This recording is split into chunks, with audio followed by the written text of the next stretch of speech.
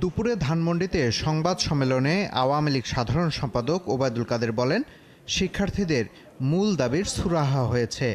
আদালতের রায়ের পর কালক্ষেপণ না করে সরকার প্রজ্ঞাপনও জারি করেছে।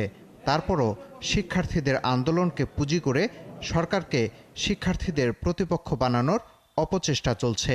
শিক্ষার্থীরা কোনো অবস্থাতেই সরকারের প্রতিপক্ষ নয়। তারপরে একটি মহল সরকার বনাম শিক্ষার্থী গেম খেলে ফায়দা লোকটার অপচেষ্টা করছে। পরিস্থিতি অনুযায়ী একে একে শিক্ষা প্রতিষ্ঠান খুলে দেয়া হবে।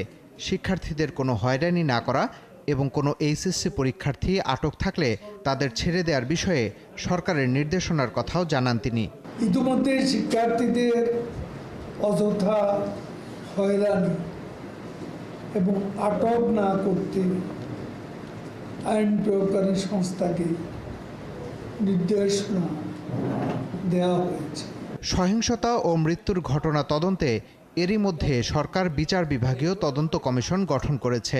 জাতিসংঘ সহ যেসব দেশ তদন্তে আগ্রহী তাদেরও তদন্তে স্বাগত জানানো হয়েছে। কে অপরাধী কে অপরাধী নয়, প্রতিটি হত্যাকাণ্ডের তদন্ত করতে আমরা বদ্ধপরিকর।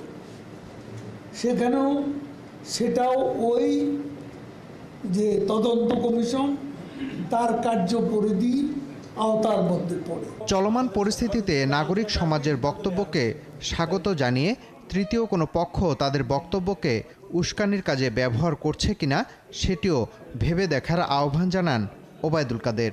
ব্যক্তিগত মতের প্রতি